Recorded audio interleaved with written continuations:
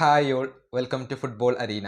ആവേശകരമായ മത്സരത്തിനൊടുവിൽ ജപ്പാനെ പരാജയപ്പെടുത്തിക്കൊണ്ട് വേൾഡ് കപ്പിന്റെ പ്രീ ക്വാർട്ടർ യോഗ്യത സ്വന്തമാക്കാൻ ബ്രസീലിന് സാധിച്ചിരുന്നു. ആദ്യ പകുതിയിൽ ഒരു ഗോളിന് പിറകിൽ പോയ ബ്രസീൽ രണ്ടാം പകുതിയിൽ ശക്തമായി തിരിച്ചു വന്നു. 2 ഗോളുകൾ തിരിച്ചടിച്ചുകൊണ്ട് ബ്രസീൽ അർഹിച്ച ഒരു വിജയമാണ് സ്വന്തമാക്കിയത്. മികച്ച പ്രകടനമാണ് ബ്രസീൽ നടത്തിയത്.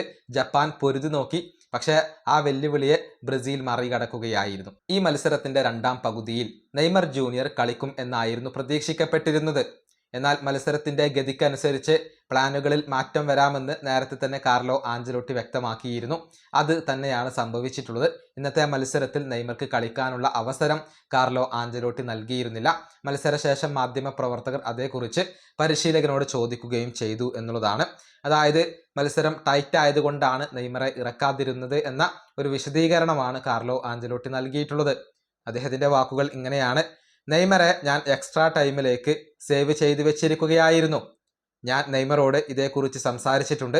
ഞങ്ങൾ സമനില ഗോൾ നേടിയില്ലായിരുന്നുവെങ്കിൽ 60-ാമത്തെ മിനിറ്റിലോ 65-ാമത്തെ മിനിറ്റിലോ നെയ്മർ വരുമായിരുന്നു. അതായിരുന്നു പ്ലാൻ. പക്ഷേ ഞങ്ങൾ സമനില ഗോൾ നേടി. അതുകൊണ്ട് തന്നെ ടീമിന്റെ ഷേപ്പിൽ മാറ്റം വരുത്താൻ ഞാൻ ഉദ്ദേശിച്ചില്ല. കാരണം മത്സരത്തിന്റെ കൺട്രോൾ അപ്പോൾ നമ്മുടെ കയ്യിലായിരുന്നു. അതിലൊരു മാറ്റം വരുത്താൻ ഞാൻ ആഗ്രഹിച്ചിരുന്നില്ല. ഇതാണ് കാർലോ ആഞ്ചലോട്ടി പറഞ്ഞിട്ടുള്ളത്.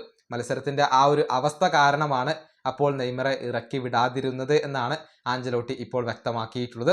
ഏതായാലും നെയ്മർ കളിച്ചില്ല എന്നുള്ളത് ബ്രസീലിയൻ ആരാധകരെ സംബന്ധിച്ചിടത്തോളം നിരാശ നൽകുന്ന കാര്യമാണ്.